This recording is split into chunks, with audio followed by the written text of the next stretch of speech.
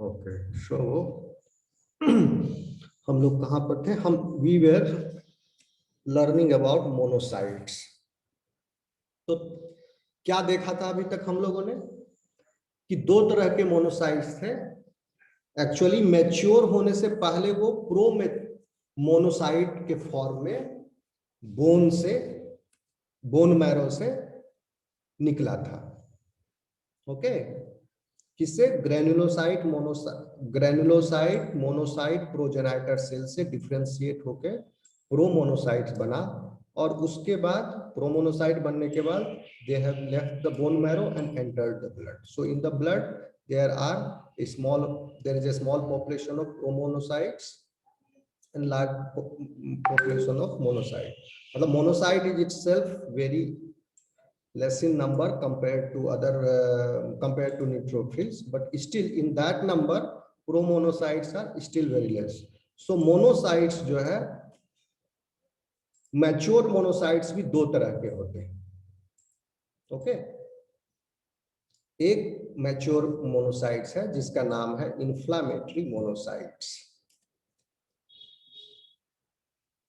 These type of monocytes जो है, they enter tissue quickly in response to the infection, and other type of monocytes are called as patrolling monocytes. एक छोटा group monocytes का जिसका काम है कि they keep on patrolling or they keep on crawling slowly along blood vessels, and they provide a reservoir for tissue resident monocytes. जो monocyte tissue में चले गए, यानी इन्फ्लामेटरी मोनोसाइट्स, वो खर्च हो गया पैथोजन से लड़ने में, तो उस पॉपुलेशन को रिप्लेनिश करने का काम पेट्रोलिंग मोनोसाइट्स करते हैं। सारे मोनोसाइट्स नहीं जाएंगे ना, सम मोनोसाइट्स जो है अलग तरह के मोनोसाइट्स वो ब्लड वेसल्स में ही रहे, और जो टिश्यू स्पेसीज में चले गए they are called inflammatory monocytes. अब क्या होगा? मोनोसाइट टिश्यू में जाने के बाद फिर से डिफरेंशिएट करता है। ये पूरा डिफरेंशिएशन का कहानी चल रहा है। बोन मैरो में था तो वो क्या था? Granulocyte monocyte progenitor cell. जैसे ही प्रोमोनोसाइट बना वो बोन मैरो छोड़ करके आ गया ब्लड में। ब्लड में फिर प्रोमोनोसाइट से मोनोसाइट्स बने। कुछ मोनोसाइट जो थे वो चले गए टिश्यूज में, they were called inflammatory monocytes, and some monocytes remain inside the blood vessel, small population, they were called as patrolling monocytes. अब ये inflammatory monocytes जो tissues में गए, those monocytes will further differentiate into other cell types. कौन सा cell type? Macrophages में. And these monocytes that migrate into tissues in response to infection can differentiate into specific tissue macrophages. जिस tissue में ये macrophages जा रहे हैं, बन रहे हैं, जिस टिश्यू में ये मोनोसाइट जा रहे हैं, उस टिश्यू में उस टिश्यू के मुताबिक मैक्रोफाज बन जा रहे हैं। ठीक है, जैसे अगर बोन में गया तो they have become osteoclast. Central nervous system में if that cell has gone, that they become microglial cells like these. तो ये सब सेल का ओरिजिन क्या है? मोनोसाइट। वो मोनोसाइट जो इन्फ्लामेटरी मोनोसाइट्स थे, okay, they have gone in the tissues and further differentiated into other cell types. Are you getting my point? समझ में आ रहा है आप लोगों को?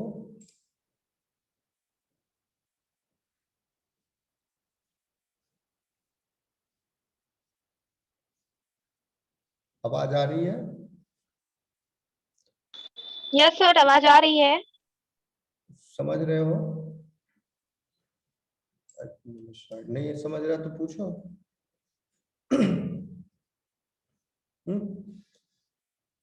आगे बढ़े। Yes, sir. Yes. सो मोनोसाइट वो तब तक था जब तक ब्लड में था, टिश्यू में आया तो they have turned into macrophages specific to that tissues and they can play several different roles. Some macrophages जैसे are long term residents in tissues and play important role in regulating their repair and regulation. उस tissue के repair और regulation में वो macrophages important role play करते हैं। कौन सा टिश्यू? जहां पर ज्यादा डिस्ट्रक्शन होते रहता है, in that tissue you can imagine that tissue. Other type of macrophages, तो यहां पर तो इम्यून सिस्टम में पार्टिसिपेट नहीं कर रहा है ये वाला मैक्रोफाज, तो इसको हम क्यों पढ़ेंगे ज्यादा, अभी तो इम्यूनोलॉजी पढ़ रहे हैं। ओके, जैसे बाबुल भी पूछा था हिपेरिन, तो हिपेरिन का इम्यूनोलॉजिकल रोल नहीं है। तो देखो ये मोनोसाइट्स ही थे जो कि मैक्रोफाज बने कुछ in that tissue where repair and regeneration is constantly being happen, जैसे कि skin, endometrium, new tissue, new regeneration होता रहता है बॉडी में, जहां रिजनरेशन हो रहा है वहां these special type of macrophages is there, but they are not part of the immune system. Other macrophages, फिर इसी में मोनोसाइट से ही सब आ रहा है, अदर डिफरेंट टाइप के सेल्स बन रहे हैं डिफरेंशिएट होके। ठीक है, मोनोसाइट तब तक था जब तक ब्लड में था, टिश्यू में आया वो मैक्रोफाज कहला रहा है। अदर मैक्रोफाजेज जो हैं दे पार्टिसिपेट इन इनेट इम्यून रिस्पॉन्स, जैसे कि अभी हम पढ़ रहे हैं फेगोसाइटोसिस करेगा टिश्यू में, and undergo number of key changes when they are stimulated by encounters with pathogen और टिश्यू डैमेज। ठीक है, कहने का मतलब कि these type of macrophages are phagocytosing the pathogens, and after phagocytosis they also act as antigen presenting cell, these type of macrophages. So these macrophages are present in tissues. समझ में आ रहा है आप लोगों को? मोनोसाइट ब्लड में था, macrophage बना तो टिश्यू में हो गया। Okay, Yes, sir. so they are referred as inflammatory macrophages, जो टिश्यूज में गए। जैसे इसमें हम इंफ्लामेटरी मोनोसाइट बोल रहे थे जो टिश्यू में गए, टिश्यू में जाने से पहले वो कहाँ थे? ब्लड में थे।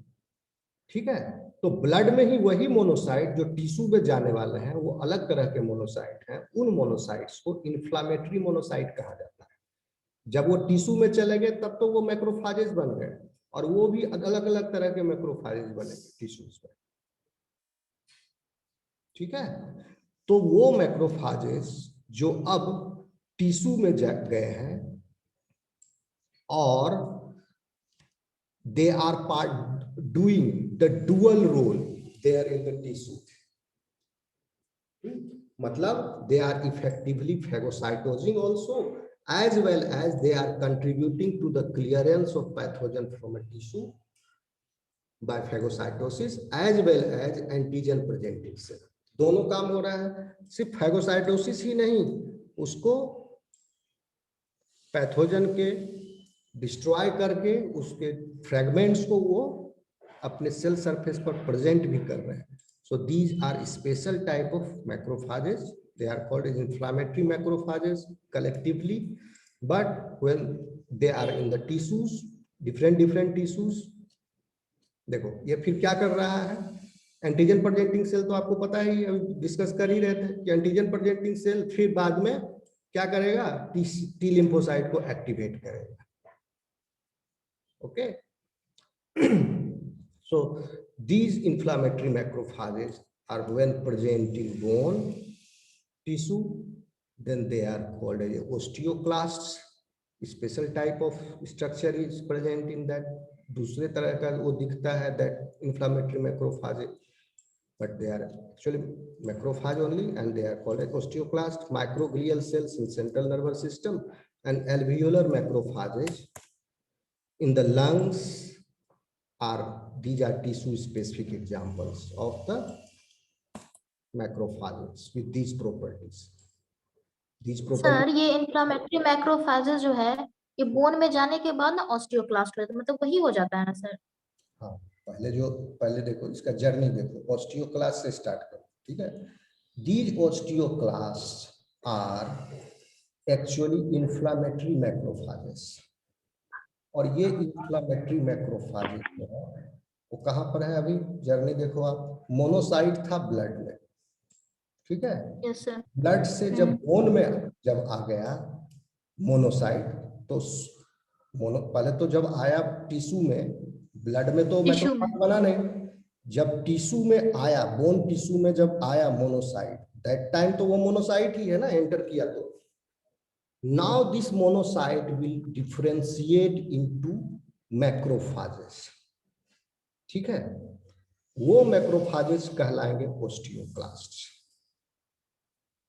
Okay sir. ठीक है। After entering into tissue, after entering the tissue, monocyte के स्टेज पर टिश्यू में एंटर किया, टिश्यू में एंटर जाने के बाद वो डिफरेंशिएट किया इनटू द मैक्रोफेजेस। अब जिस टिश्यू में वो गया है उस टिश्यू के हिसाब से वो उस टिश्यू के टाइप का मैक्रोफेज बना। जैसे बोन टिश्यू में गया तो वो बन गए osteoclasts, okay. Microglial cells in central nervous system, और लंग में गया टिश्यू, लंग टिश्यू में देन वहाँ alveolar macrophages. So these are the special type of macrophages, but they are the same type of, means you can say they are inflammatory macrophages only, derived from blood.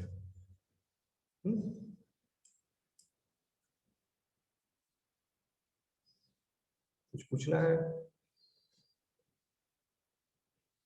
तो sir lungs में alveolar macrophage हो गया ना। तो ये क्या काम कर रहे हैं यहाँ पर?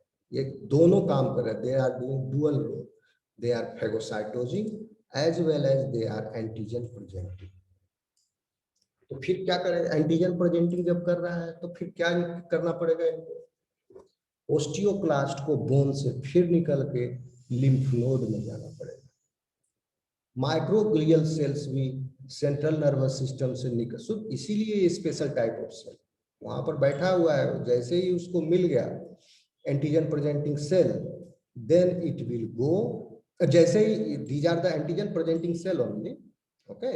एंटीजन प्रेजेंटेशन जैसे ही हो गया after phagocytosis, these cells will go to the lymph nodes, बताने के लिए कि देखो मेरा सिस्टम में इस तरह का पैथोजन अटैक किया है, so that the T cells will get activated.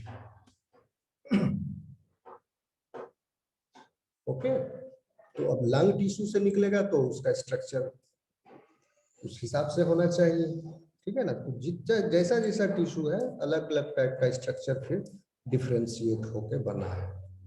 कहाँ से? मोनोसाइट से। अब समझ में आया?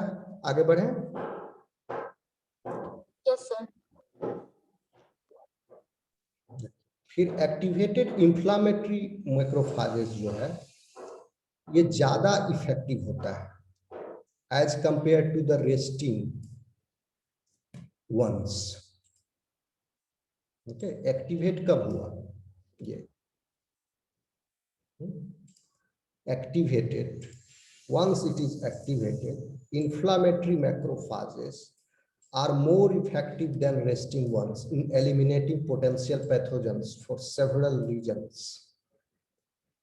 They exhibit greater phagocytic activity and increased ability to kill ingested microbes, increased secretion of inflammatory and cytotoxic mediators, and the ability to activate T cell.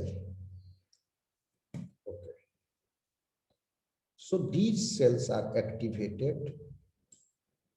When they are activated, upon the release of certain kinds of cytokines, they get activated in that type of tissue. पहले पढ़े हम लोग, बहुत सारा cytokine release होके रखा है पहले से, साथ ही साथ ये टिश्यू में मोनोसाइट जब माइग्रेट किया है, then they have become a special type of cell, and under the influence of that cytokine, if that antigenic challenge has happened, now these macrophages gets activated.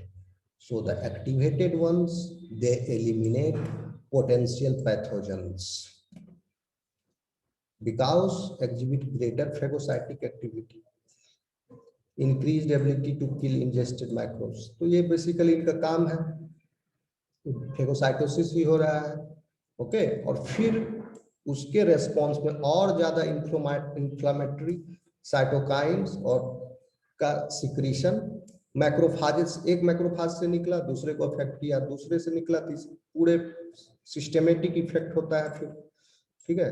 तो मैक्रोफाज से भी cytokine release होगा और antigen presenting का भी काम कर रहा है फॉर किसका, टी हेल्पर सेल्स का।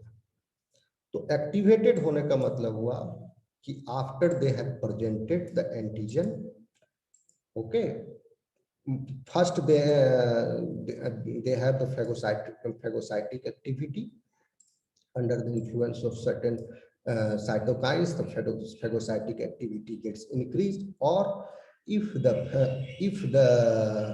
pathogen cell surface is, or the pathogen fragment is opsonized, then with the receptor mediated phagocytosis it happens,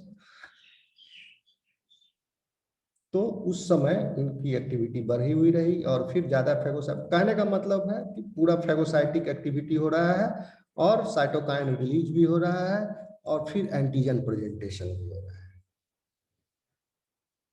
okay.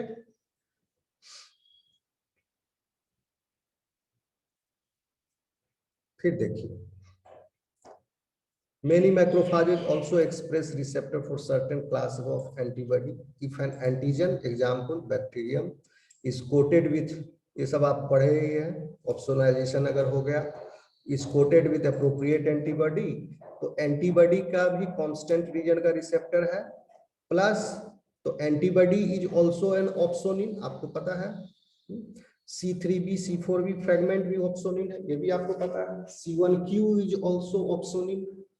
So if it is either with the antibody or C3b C4b fragment, तो macrophages के ऊपर उन सबके receptors हैं, so this complex of antigen and antibody now can bind to those antibody receptors or C3b C4b receptors which are present on the macrophage membrane, so as a result of which the antigen uptake will take more readily and phagocytosis is enhanced, ठीक है। तो ये पाया गया है कि rate of phagocytosis जो है एंटीजन का 4000 गुना बढ़ जाता है in the presence of specific antibody to antigen then its absence, okay. Why? Because antibody का रिसेप्टर, एंटीबॉडी का वेरिएबल रीजन का नहीं, कांस्टेंट रीजन का receptor is present on macrophage. Thus, an antibody is an example of opsonin, a molecule that ये पढ़े हुए opsonization आप लोग, okay. So now अब देखिए, अब dendritic cell पढ़े, although most of the antigen ingested by the macrophages is degraded and eliminated. Early experiments with radio-labeled antigen demonstrated the presence of antigen peptides on the macrophage membrane. So, although macrophage is a very capable antigen-presenting cell, the dendritic cell is considered the most efficient activator of the naive T cell. So, this is also there. Macrophage is also a activator of naive T cell, as you have just came to know that these special type of inflammatory macrophages are there which are playing the dual role, okay, antigen presentation and phagocytosis, but they are tissue specific. Now coming to the dendritic cell, which is the most efficient activator of naive T cell. Dendritic cell का discovery mid 70s में he did it राल्फस्टीन, और इसके बदले में उसको 2011 में Nobel prize मिला था। डेंड्राइटिक सेल का डिस्कवरी इतना इम्पोर्टेंट समझने में कितना साल लग गया? मिड 70s, तो 25 साल इधर मान लो, और 21 11 36 साल के बाद दिया इसको नोबेल प्राइज। एक कलम पूछे भी थे, why all these are fathers, mother of zoology क्यों नहीं है? कुछ सही जवाब दे नहीं पाए। एक आप लोग नाम सुने होंगे, अगर मदाम क्यूरी का नाम सुने हो? मैडम क्यूरी एक महिला यस थी, सर। पोलिश महिला थी, पोलैंड की रहने वाली थी, वारसा में पैदा हुई थी, लेकिन उसका हस्बैंड शायद फ्रांसीसी था। इस फैमिली में अगर कोई सवाल पूछे कि सबसे ज्यादा नोबेल प्राइज किस परिवार में है, होगा ना कोई परिवार में, आप लोग सुने हो कि 5 डॉक्टर है, 2 प्रोफेसर है, 4। मैडम क्यूरी के फैमिली में ही था, 3 लोग को मिला था शायद। 3 लोग? कौन बोल रहे हैं, नाम बताइए। गिंधा। अच्छा, इसलिए 3 नहीं, 5 नोबेल प्राइज मिला उसके फैमिली में, समझे? मदाम क्यूरी, मैडम क्यूरी, उसको, उसके 5 नोबेल प्राइज, हस्बैंड को, उनके बच्चों को, है ना। अब देखिए, क्योंकि इन्होंने अपना पूरा जीवन जो है लगा दिया इसी में, रेडियो एक्टिविटी के सिद्धांतों की खोज में। और लास्ट में, क्योंकि अभी उसकी चर्चा है इसलिए हम बता रहे हैं, लास्ट में मैडम क्यूरी को, कहाँ गया पिक्चर वो, हाँ, मैडम क्यूरी का बोन मैरो जो है, ये हिमेटोपोइटिक स्टेम सेल्स जो है, इतना एक्सपोजर, एक्सपेरिमेंट करते करते उसके रेडिएशन के एक्सपोजर से these cells died, stem cells, ठीक है, या म्यूटेशन हो गया था यहाँ पे, तो ये माइलॉइड प्रोजेनाइटर सेल्स बन ही नहीं रहे थे। So she died because of A plastic anaemia,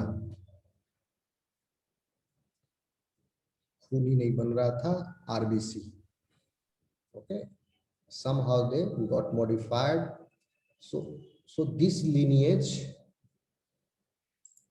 उसका ए प्लास्टिक अनीमिया सुने हो?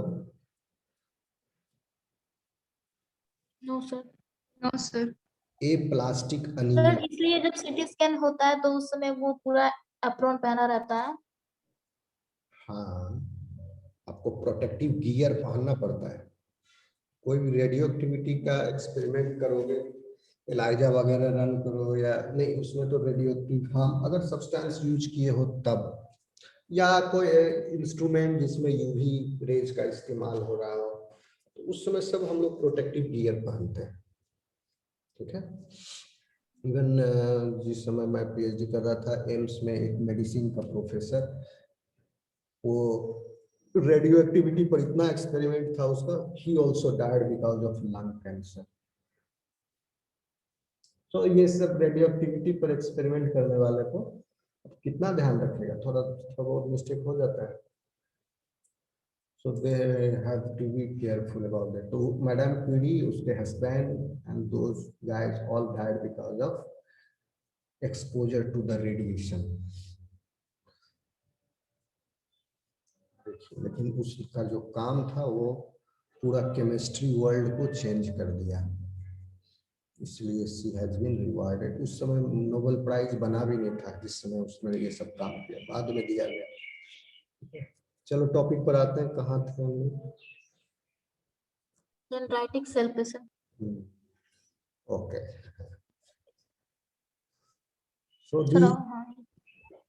हाँ, अब जल्दी जल्दी कर देते हैं, डेंड्राइटिक सेल खत्म हो जाएगा तो ये खत्म। हाँ बोलो बोलो।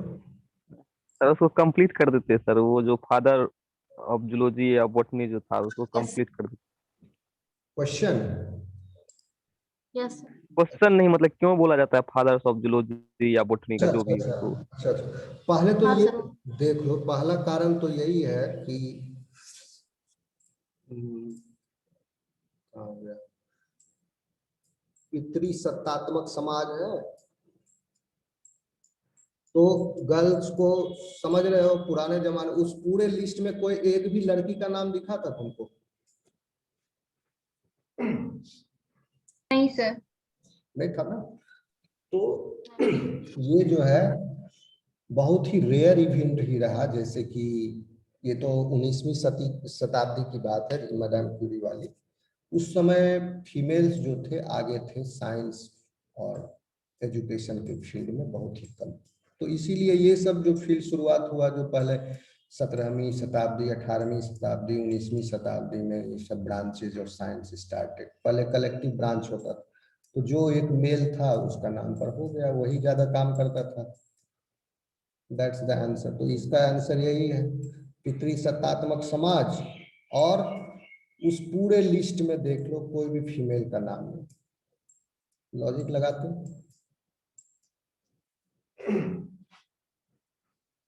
हो सब। अब आज कल पढ़ रहे हैं लड़कियां, तो बदल रहा है माहौल। फिर भी नोबेल प्राइज प्राइज के लिस्ट में देखना ज्यादातर मेल्स ही मिलेंगे। थोड़ा बहुत वो भी कारण होगा क्योंकि काफी जो ये रिसर्च कर रहे हैं काफी डेडिकेट होके अपने आप को झोंक करके काम करना होता है, ठीक है। तो may be this might be the reason for them. उन्होंने कंट्रीब्यूट जितना अपने टाइम को किया उतनी ज्यादा उनको सक्सेस मिली। ओके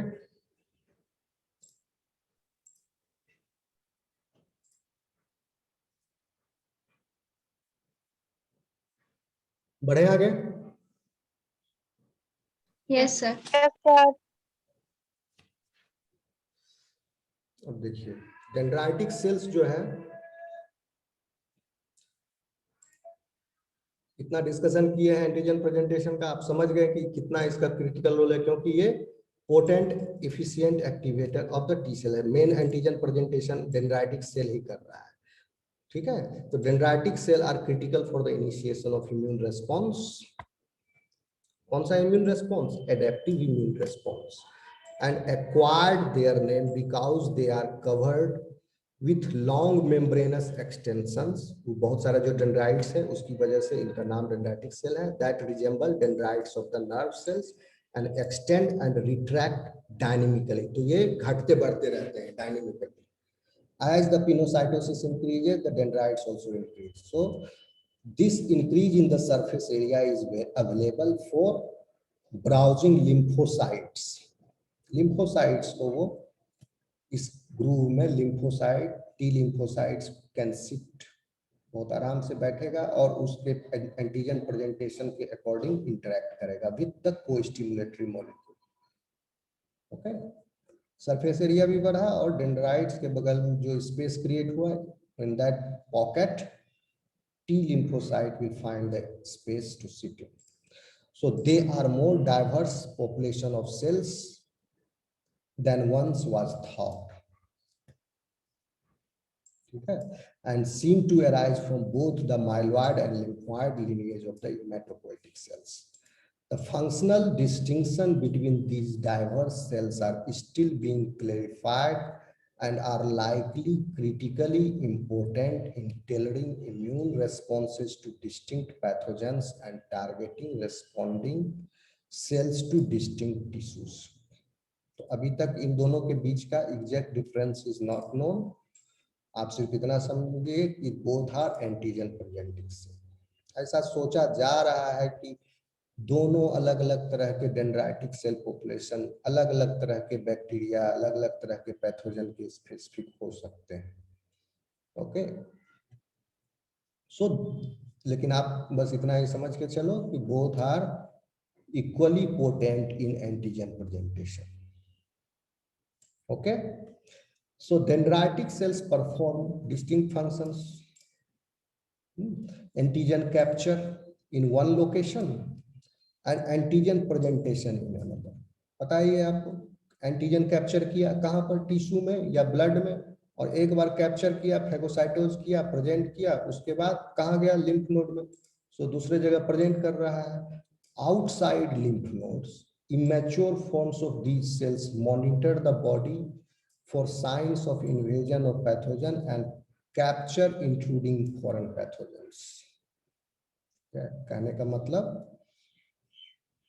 जो है, जब लिम्फ नोड के बाहर है, ये लिम्फ नोड में तो तब जाता है जब एंटीजन प्रेजेंटेशन हो गया, तो लिम्फ नोड के बाहर जो है तो उसको इमेच्योर फॉर्म कहा जा रहा है. Immature form of these cells monitor the body for signs, आपके बॉडी को मॉनिटर करते रहता है for the signs of invasion by pathogens. अगर उसको पैथोजन मिल गया, then they will capture the intruding foreign pathogen, and जैसे कैप्चर किया, they lose the phagocytosis power and they become the presenter, और वहां से छोड़ के lymph node गया to the T cell, so that see this is the antigen. So they process these antigen. सिर्फ ये साधारण प्रक्रिया भी नहीं है, एंटीजन को इंटरनलाइज करने के बाद एंटीजन का प्रोसेसिंग होगा, then migrate to lymph nodes where they present the antigens to naive T cells and initiate the adaptive immune response. Okay, so these cells are very important when acting as sentinels in the periphery. Sentinels मतलब होता है एक तरह का a soldier or guard whose job is to stand and keep watch. ठीक है, जो प्रहरी है, जो देखने वाला, जो देख रहा है. When acting as प्रहरी, watcher, दूरबीन लगा के देख रहा है. When acting as sentinels in the periphery, circulate कर रहा है ब्लड, उस ब्लड में ये है भी dendritic sales, and they are working as sentinels there. So sentinels means they are basically what they are doing, they are monitoring the body. किसके लिए? For signs of invasion by pathogens. Monitor कब भी कर रहा है, जैसे ही उसको मिल गया pathogen, they will capture the intruding foreign antigen.